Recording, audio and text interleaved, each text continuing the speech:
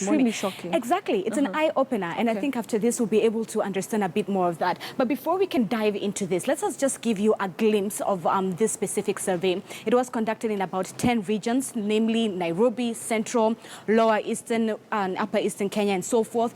3,908 students were the ones in this specific survey. 60% were male, another 40% were female. There were 77 randomly selected school samples for this survey to take place. And this specific one that we're going to dive into details in a few minutes will show you that secondary schools in Kenya are not free from drugs. And listen to this scary statistics, that students likely to initiate alcohol, mirror, tobacco are at the age of 14, all right? And cocaine at the age of 14.5 years old, and bang at the age of 15, all right? And the top 3 abuse substances and drugs are alcohol, cigarettes, and cat. Take a look at this.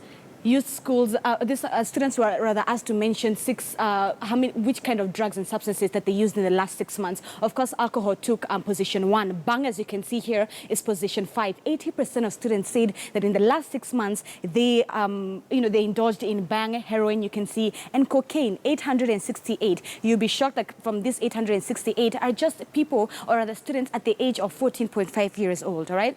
Let's take a look at the second board that we have. The places where the substance was last used.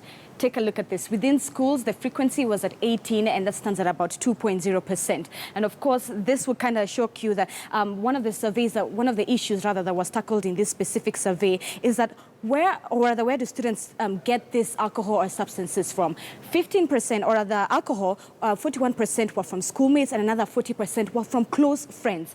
Cat, you'll be told that 34% were from schoolmates, another 32 were from close family friends. Take a look at this, where substances are getting. Wedding and parties are the ones at the highest frequency from all the boards that we've been looking at. Wedding and parties, 71% is the one that scoops that specific level. Now, in terms of also schools, 21%, neighborhoods, another 6%, and at home, 48%, all right? So that kind of gives you a feeling where secondary school students are likely to get all these drugs and substances from. And again, bang, one of the 5th highest one that we had on our list. Take a look at that. Weddings and parties standing at 16 as the frequency for that. But also some of the specific abuses that are not here, substances, is the likes of shisha. And where do students get this one from? Well, 16% are used by schoolmates, and another 14% are gotten from close friends, all right? Take a look at this. We're diving it into a bit more. Sources and substances where they're gotten from: friends,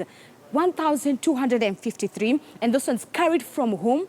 Very, very, very scary, 1,141, and of course other students about 1,000, kind of showing you that the closest relatives, or rather the closest friends, your small circles for your where students get this from is within the small circles.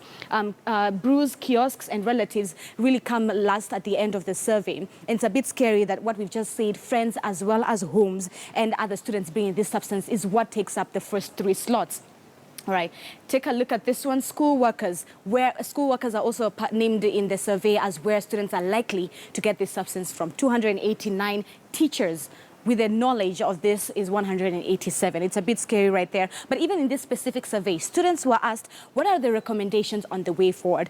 Some of them that they pointed out was more information on the effects of this specific drugs and substances, as we've just mentioned. And the second one, guidance and counseling. Now, also a survey in this specific one by NACADA was showing, in the last 6 months, what variables are connected to these substances. These are the likes of computers, TVs, as well as radio, all right? And on top of that, in terms of rehab centers, where can students or people who use or abuse drug substances, where can they get the rehabs? We're going to take 3 of the top regions within Kenya. Central, rather, the survey wanted to find out, do the students know where to, if there are rehabs and where to get them? Well, in the central region in Kenya, that was 103 students from the survey that was carried, as opposed to those 30 who do not know. A bit encouraging there. In Nairobi, though, those ones who know of rehab centers are 96, as opposed to those ones who do not know of rehab centers at 25.